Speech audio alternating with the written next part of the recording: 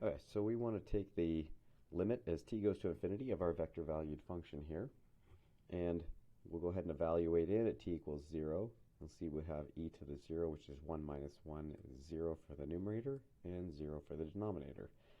So this turns into 0 over 0, which is, as you'll remember, an indeterminate form. So we'll have to apply some rule there. L'Hopital's rule makes the most sense. Let's check the second one. Again, evaluating at t equals 0, square root of 1 is 1, minus 1 is 0, and the denominator again is 0. So this one is also an indeterminate form.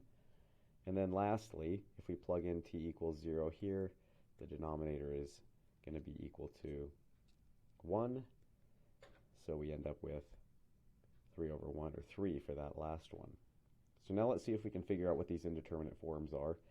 You'll remember with L'Hopital's rule, the idea is that we just take the derivative of the numerator and the derivative of the denominator and then reevaluate the limit to see if we can figure out where it goes.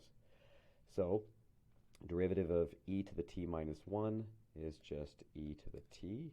Derivative of t is 1. So this turns into e to the 0, which is 1, or 1 over 1, which is 1. So there's our first one. The second one is going to require a little bit more work. So let's go ahead and rewrite that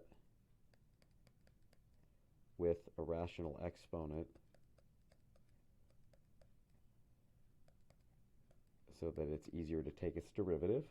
And we're going to apply L'Hopital's rule here. I usually just sort of notate that with a little LH, so we know that that's why those two things are equal to each other.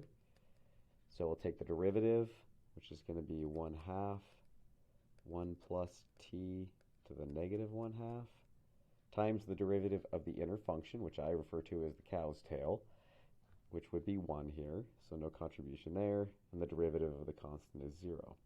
In the denominator, the derivative of t is 1, so this is what we get. If we reevaluate this at 0, we end up with 1/2, 1 to the negative 1/2, which is just equal to 1/2. So now we've got all the pieces.